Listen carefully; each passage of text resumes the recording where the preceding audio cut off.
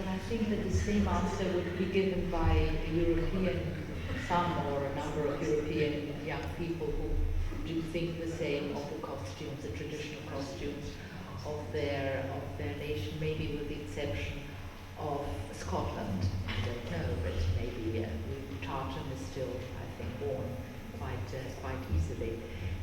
Is there? Yes, of course. Vorrei fare una domanda, non so chi può rispondere, la faccio in italiano, proprio sull'onda di quello che abbiamo sentito ora sul kimono.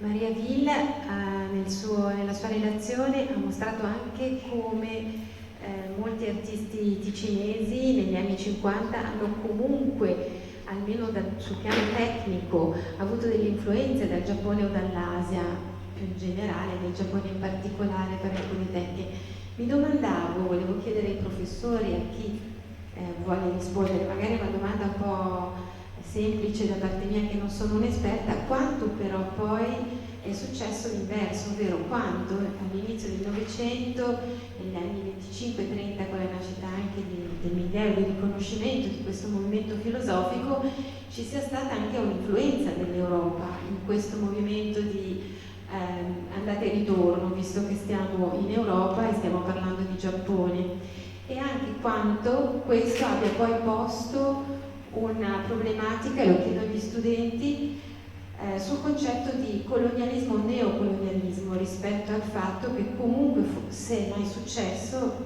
perché magari con una permeabilità diversa, anche la cultura europea e forse quella occidentale più in generale abbia poi influenzato anche l'art craft, insomma il manufatto giapponese in quegli anni. I think I would ask maybe Professor Thompson to answer your question. I would just say, sorry, we'll do our best. Tiziana Conze asked, she would like to know about Maria Will mentioned the Japanese influence on some of the ceramists in Ticino in the 50s and 60s, which we have clearly seen on the slides projected.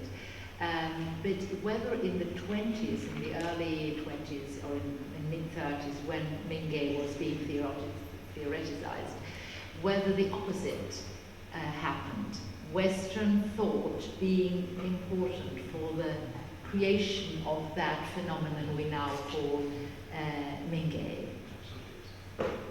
Whether that can be said that there has been movement the other way around, from west to east, around those years. Yes, no, absolutely. I mean, these influences go both ways, of course. It's clear. But of course, I also don't want to give the influence and the impression that Japan just sucked in ideas from abroad and accepted them. There was a certain selection process going on. It was a reception, not an influence per se. And of course, with the reception, things change. They are morphed into indigenous forms and change shape. So yes, of course. I mean, the foreign impulses were tremendously important, and I think I would also argue that they are key parts of the formation of the initial Mingei thoughts. But at the same time, it was a transformation. It was a very complex process that also involved agency on the Japanese side. È un procedimento selettivo, ovviamente, di influenze, ma piuttosto che influenze accolte senza spirito critico, vi è stata una chiara selezione rispetto a quale parte del pensiero occidentale potesse in qualche modo servire alla causa o iniziare questo tipo di pensiero. Ricordiamoci che il filosofo Yanagi conosceva benissimo William Blake, conosceva l'Inghilterra, conosceva la filosofia tedesca, aveva una piccola statuetta di Rodin sulla sua scrivania, dunque c'era tutta una questione di conoscenza del mondo occidentale che faceva parte di questo momento. I'm amazed. Everyone is still fit for more, but I think we have to respect energies. Hans, fit for more. I'm sorry, this is one point that was this I think, really quite thought-provoking thought that was raised but didn't find fertile ground to find roots, or maybe just lack of time.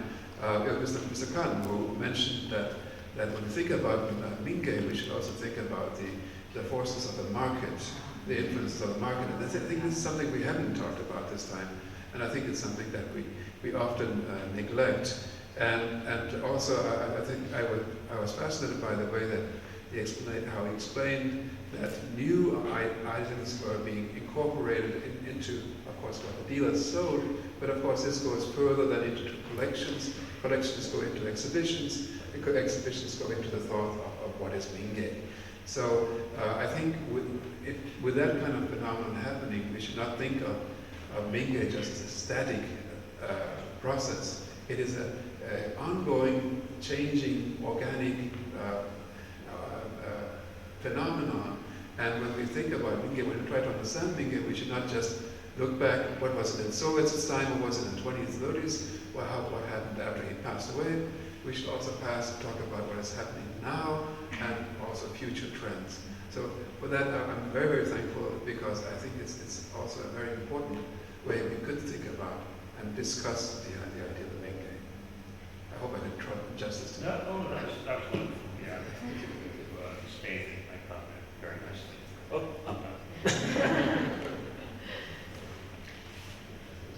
Well, thank you very much. I think I can't say anything else for these wonderful many hours we have spent together, thinking together, enjoying together, practicing together. This work together belongs to this museum.